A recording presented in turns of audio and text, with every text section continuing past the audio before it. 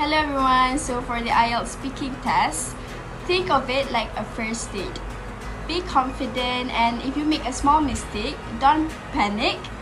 Just keep the conversation flow naturally. Yes.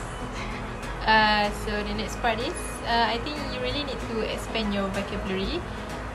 Learn synonyms and paraphrasing to ensure that you get a better scores for speaking and writing, especially. So the last part would be listening. As what Salina said, you need to expand your vocabulary because usually in listening part, they will put a similar words that you need to analyze first before you hear the audio. And once you hear the audio, you need to, jot down the answers faster before you submit the answer. Yeah. Okay, that's all from us. Bye-bye. Good luck.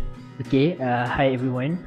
So for IELTS, right, the best tip I can give to you is make yourself familiar with the IELTS format as soon as possible, because since they assess you using band scores, it is important to understand the criteria for you to achieve high band scores.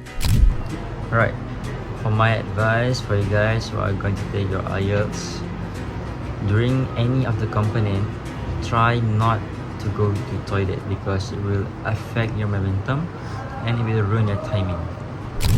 Hi, SBM13. I just want to say good luck and all the best for your IELTS test. And make sure, don't forget to ask Afiq to check all your essays so that you can get any advice from him to improve your essays.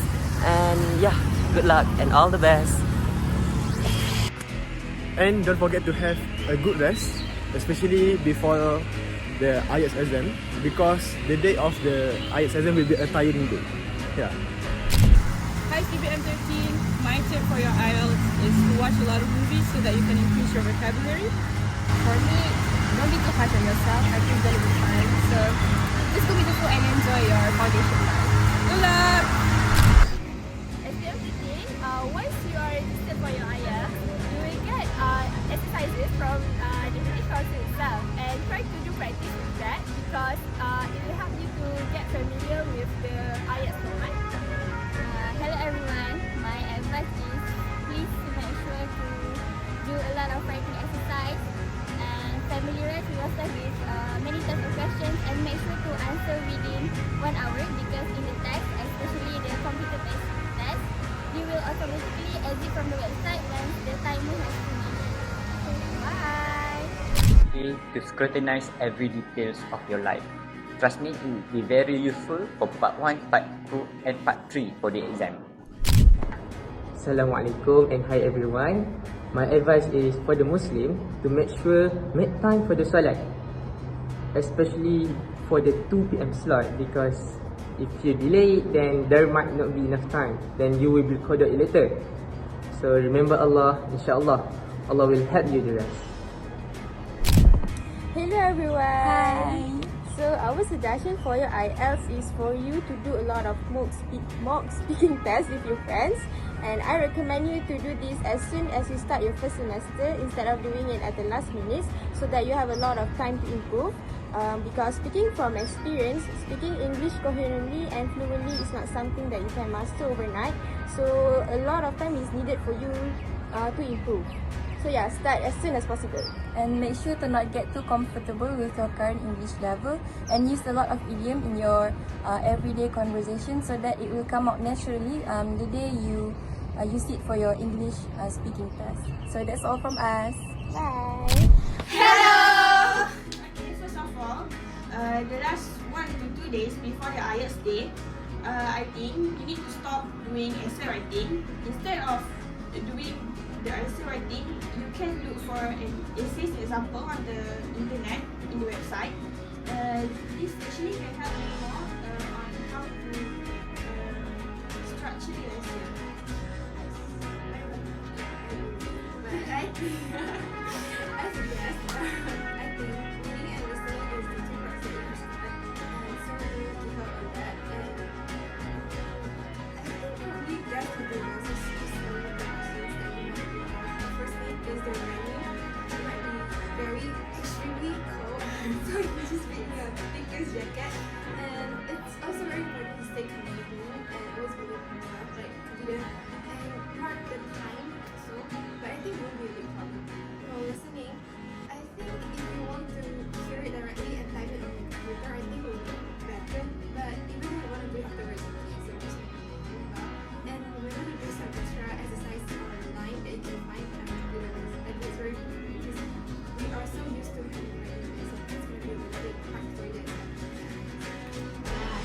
truly share. And I would like to emphasize a bit on your mental health, which is more important than the practices that you are doing now.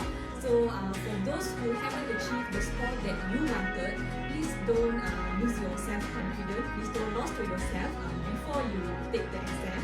I would just like to advise you to do more exercises and boost your confidence. And I can totally understand for those who haven't achieved the score you wanted, it might be passing your IELTS like cracking a hard nut for you, but that's totally fine. And those who already achieve your scores like 30 or 35 above, and those who already get so many gifts from Sir Afiq, please don't be so overconfident, okay? Anything can happen anytime, so I'm not threatening you, but then it's very important to stay stable and just expect the unexpected, but be ready for everything. Yeah, that's what I would say. For me, I think that you guys should use to be cut off in every part of the speaking session. Besides that, you guys should practice the grammar and structure during your normal daily life conversation with friends.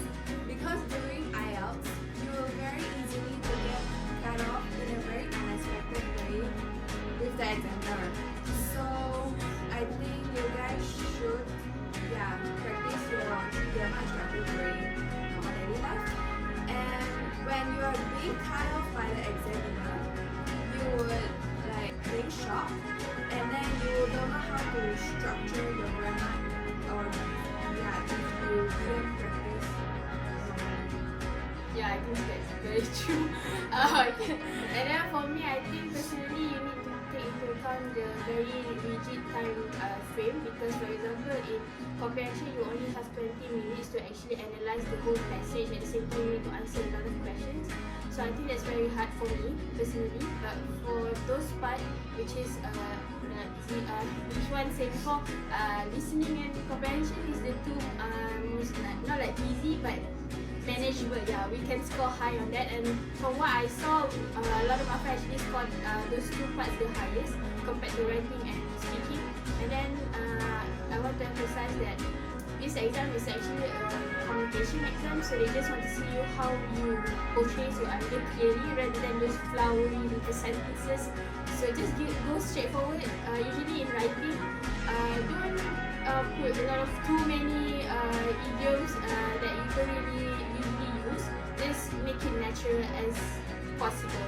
And for me, I think the best part for me was to talk with a native speaker. From my experience, I did my speaking with a British guy, so he has a British accent, so it's very surreal for me, because I thought I was talking to a video, like AI generated video, so that's pretty shocking actually. I think most of us felt the same way, so take that into account also.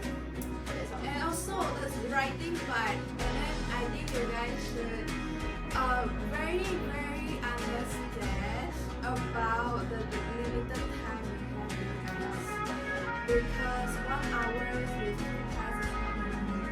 Yes, true. Yeah, but whatever happens during IELTS, just be confident and just think that you are going to get it. That's all. And what happened during my IELTS exam is I wasted too much time on the first part, and then on the second part, the conclusion I just read one sentence. Yeah, it's kind of risky. Yeah, it's because it's computer based. You basically cannot wait a few minutes teacher to collect your paper, because the computer was just straight away cut off like this. Yeah. But make sure you don't give up. But make sure you don't give up before the time and like, I cannot do this. No, don't think that. You can do until the very last minute. So just try your best. Yeah. Writing is the best. Writing is